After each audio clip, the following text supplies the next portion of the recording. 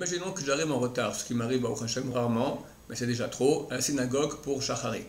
Vaut-il mieux que je rattrape toute la prière au risque de ne pas faire la mida avec le kahal, le public, ou bien vaut-il mieux que je commence là où est le kahal, donc j'attrape la prière avec le public où il se trouve, afin d'arriver à la mida avec le kahal et faire ce que je n'aurais pas fait après la prière de Shacharit, après Alenu.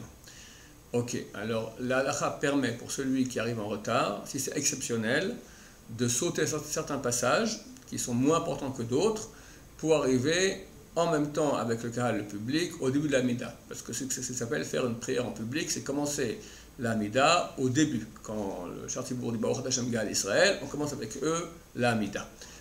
À cette fin, il est permis de sauter sur un passage. Vous voyez le lien qu'il y a ici sous cette vidéo, qui vous montrera une autre vidéo et d'autres réponses écrites. Quels sont les passages que l'on peut sauter?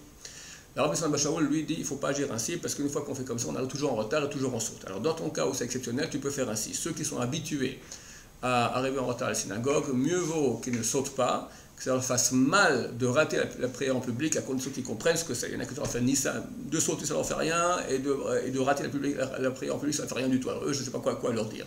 Mais quelqu'un qui comprend à quel point c'est important la prière en public, parce que quand on prie en public, alors notre prière elle passe facilement.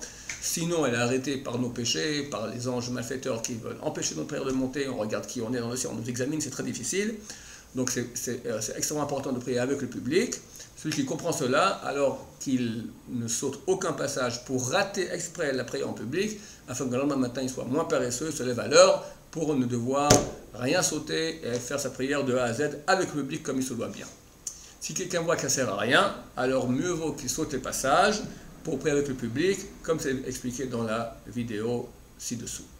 Bien sûr, après avoir sauté les passages, on devra après la prière les récupérer et lire tous ces passages de nouveau.